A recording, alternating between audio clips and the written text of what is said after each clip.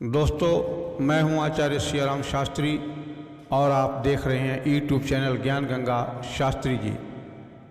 भक्तों, आज की यह वीडियो बहुत ही रोचक और लाभदायक होने वाली है।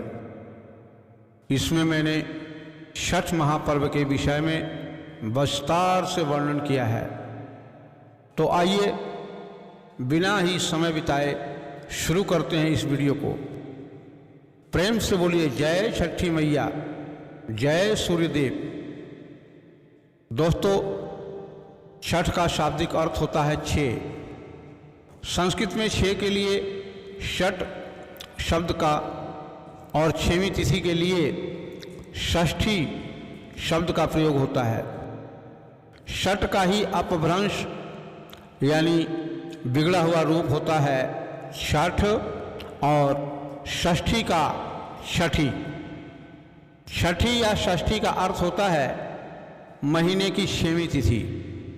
लेकिन 6वीं तिथि ये तो हर महीने आती है, परंतु छठ केवल कार्तिक और चैत्र मास की शुक्ल पक्ष की 6वीं तिथि को ही कहा जाता है। छठ का सीधा संबंध सूर्यदेव से है, और आप सभी शिक्षित लोग जानते हैं कि सबसे अधिक ऊर्जा प्राप्ति का साधन सूर्य है। अर्थात सबसे अधिक ऊर्जा हमें सूर्य से ही प्राप्त होती है। अतः छठ कोई अंधविश्वास नहीं, बल्कि जीवन में सुख, समृद्धि, आरोग्यता और अन्य मनोकामनाओं की पूर्ति का एक उत्तम साधन है। छठ को सूर्य पूजन, सूर्य षष्ठी, छठ व छठी माई के नाम से भी जाना जाता है। इसलिए यह पूजा सूर्य, उषा काल यानी प्रातः काल की रोशनी, प्रकृति, जल, हवा और सूर्यदेव की बहन छठी माई को समर्पित है। यह महापर्व साल में 2 बार चैत्र और कार्तिक मास में मनाया जाता है। यह सूर्य उपासना की सर्वोत्तम विधि है, जिससे हमें असीमित ऊर्जा की प्राप्ति होती है। कहावत है कि बनते को बनाने वाले बेशुमार होते हैं, पर डूबतों को बचाने वाला कोई कोई होता है। छठ एकमात्र ऐसा महान पर्व है जिसमें चढ़ते सूर्य को तो अर्घ दिया ही जाता है, साथ में डूबते हुए सूर्य को भी अर्घ दिया जाता है। संकेत है कि इंसान को हानि लाभ व हार जीत आदि हर अवस्था में सम रहना चाहिए। शाम को सूर्य अस्त होता है तो सुबह एक नई रोशनी के साथ उदय भी होता है, जिससे सृष्टि का सृजन होता है। छठ एक पवित्र महापर्व है, जहां सांसारिक सुखों एवं ऐशो आराम को त्याग कर आध्यात्म की प्राप्ति की जाती है। सूर्य के अभाव में जीवन की कल्पना भी नहीं की जा सकती। यह महापर्व कुछ प्रांतों को छोड़कर संपूर्ण भारत में बहुत ही श्रद्धा के साथ मनाया जाता है। फिर भी बिहार में इसका विशेष महत्व है, यानी बिहार निवासियों के लिए इससे बड़ा पवित्र और कठिन पर्व कोई दूसरा पर्व हो ही नहीं सकता।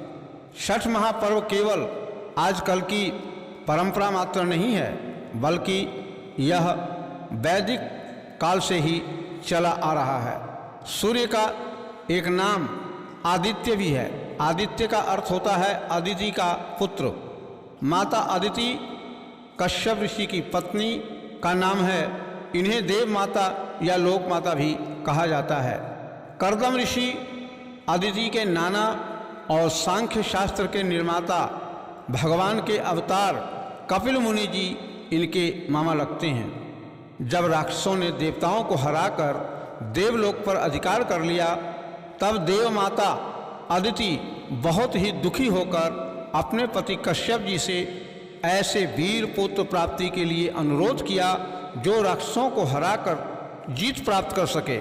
तब कश्यप ऋषि ने पुत्र प्राप्ति हेतु एक बहुत ही उत्तम परंतु अत्यंत कठिन पयोव्रत का निर्देश किया। पयोव्रत में दूध या दूध से बना भोजन का प्रयोग किया जाता है, और इसीलिए छठ के समय खलना वाले दिन खीर का प्रयोग किया जाता है। सूर्य भगवान को अर्घ देते समय भी दूध और जल का ही प्रयोग किया जाता है। इस पयोव्रत के फलस्वरूप माता अदिति के गर्भ से 52 भगवान का प्राकट्य हुआ। तब 52 भगवान ने बलि से 3 पग पृथ्वी दान में मांगी। एक पग में भगवान ने पूरी पृथ्वी नाप ली और दूसरे पग में पूरा आसमान। तीसरा पग नापने के लिए बलि ने खुद को ही भगवान को अर्पण कर दिया। इस प्रकार भगवान ने देवताओं का खोया हुआ राज्य बलि से लेकर पुनः उन्हें सौंप दी। यह कथा भागवत महापुराण में बहुत ही विस्तार से वर्णित है। जाहिर है छठ भी उसी पयोव्रत विधि का परिवर्तित रूप हो। सृष्टि के प्रारंभ से ही सनातनी ग्रंथों में पुत्र प्राप्ति के लिए अनेकों उपाय बताए गए हैं। छठ भी उन्हीं व्रतों में से एक है। आज भी न सिर्फ भारत में बल्कि संपूर्ण विश्व में छठ से कठिन और लंबा कोई दूसरा व्रत नहीं है। वैसे तो छठ व्रत के करने से हर मनोकामना पूर्ण होती है, परंतु संतान प्राप्ति के लिए इससे उत्तम कोई और दूसरा साधन हो ही नहीं सकता। इसलिए आप छठ के जितने भी गीत सुनेंगे उसमें सबसे अधिक संतान प्राप्ति की मनोकामना की जाती है। यह व्रत चतुर्थी तिथि से लेकर सप्तमी तिथि तक चलने वाला सबसे लंबा और कठिन व्रत है। धर्म ग्रंथों में बताया गया है कि कोई भी व्रत को करने से एक दिन पूर्व अपने शरीर, वस्त्र और घर की अच्छी तरह शुद्धि कर लेनी चाहिए। दांतों की सफाई इस ढंग से करें कि दांतों में कोई अन्न का टुकड़ा फंसा हुआ ना रह जाए, वरना व्रत खंडित माना जाएगा। छठ में भी इस नियम का पूरा पालन होता है। छठ व्रत रखने वाला छठ से एक दिन पूर्व अर्थात चतुर्थी तिथि को अच्छी तरह से स्नान आदि से शरीर की शुद्धि के उपरांत ही भोजन करता है। इसी विधि को नहाय खाए कहा जाता है। अगले दिन अर्थात पंचमी तिथि को उपवास का व्रत रखा जाता है और शाम के समय गाय के दूध में खीर बनाकर सूर्य भगवान को भोग लगाकर व्रती उसी खीर प्रसाद का भोजन करता है और लोगों में प्रसाद स्वरूप वितरण भी करता है। इस विधि को छठ में खरना कहा जाता है। इससे अगले दिन यानी षष्ठी तिथि को दिन रात का उपवास रखा जाता है, जिसमें एक बूंद पानी तक भी नहीं पिया जाता। अधिक प्यास लगने पर होठों को केवल किसी गीले कपड़े से गीला किया जाता है। अगर प्यास असह्य हो जाए तो एक थाली में गंगा जल मिश्रित जल लेकर गौमुखी विधि से गाय की तरह मुंह लगाकर केवल प्राण रक्षा के लिए थोड़ा जल पान किया जा सकता है। उसी दिन शाम को जब सूर्य अस्त होने वाले होते हैं तब एक बांस की टोकरी या सूप में अपनी श्रद्धा और सामर्थ्य के अनुसार फल फूल और मिष्ठान रखकर किसी तीर्थ या पवित्र जल में जाकर सूर्य भगवान को अर्घ दिया जाता है। अर्घ देते समय सभी व्रती जल में स्नान करके भीगे कपड़े में ही पश्चिम की ओर मुँह करके एक सूप में सभी पूजन सामग्री लेकर एक लाइन में खड़े हो जाते हैं और तब उनके साथ गए उनके परिवार के अन्य सदस्य एक लोटे में दूध और जल लेकर आपसी बैर भाव या ऊंच नीच के भेदभाव को भुलाकर सभी व्रतियों के आगे जल की धारा गिराते हैं। उसके बाद रात्रि में जागरण करके छठ के गीत गाए जाते हैं, भगवान का भजन कीर्तन किया जाता है।